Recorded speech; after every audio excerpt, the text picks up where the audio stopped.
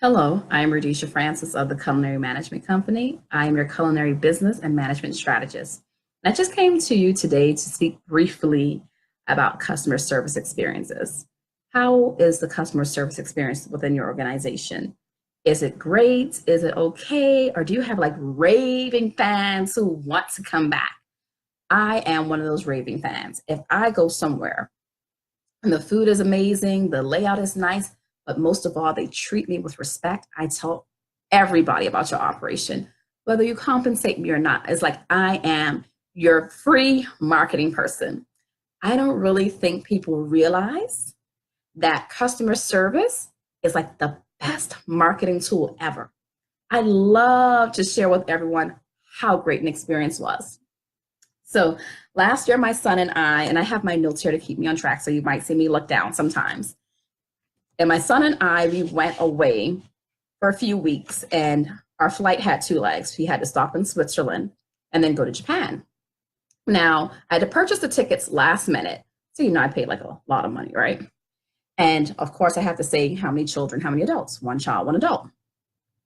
We get on the flight, and guess what? There's no meal for my child.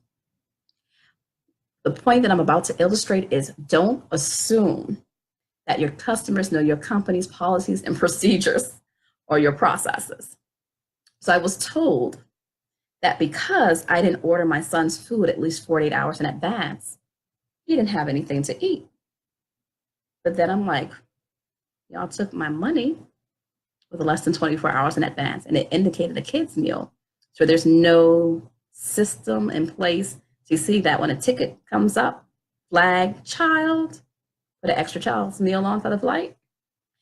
And that was the most unpleasant part of my trip because it happened multiple times. It happened on the second leg. But the person on the first flight, they were able to smooth the situation out and get him things that he could eat. But on the second flight, they had a nonchalant attitude, like this is a mom with a kid, because on the first flight, everything was fine. We figured, it got taken care of that. On the second flight, it would. And they literally did not care. And the sad thing was we had purchased food, but we got rid of it, expecting great food on the second leg. And that did not happen. That for me was a horrible experience, especially as a mom. I'm thinking, oh my gosh, what is my kid going to eat? We're going to be up in the air for about 13 hours. What is he going to eat? And then the food was food that he wasn't accustomed to. It was food, from the country where we were flying into, and he doesn't eat that stuff. And I'm thinking, oh my gosh, what is my child going to eat?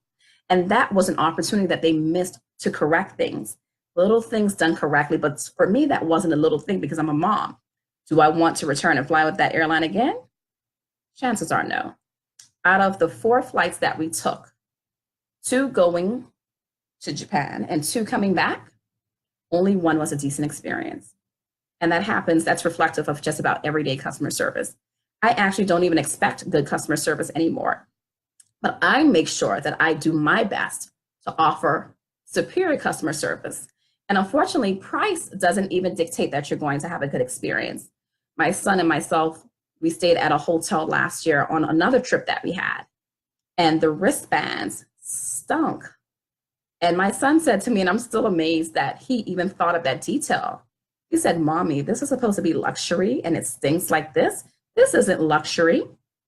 And I'm like, wow, my kid understands, my son understands that when you're paying a certain type of money, you're going to certain places, it should be a certain level of service. And even though you may not be that high-end 4-star, 5-star place, you can still do the little things well and bring people into, if anything, you need to have better customer service in the 4- and 5-star hotel because nobody really knows you. They have the bigger name, they have the bigger brand. So you have to do something that continues to bring people into you and where they come to stay. Not a one-time, I found out about you and I can't stand you, I'm going to put a negative review of you online. What is your efficiency of service? Yesterday, I called one of my credit card companies for something.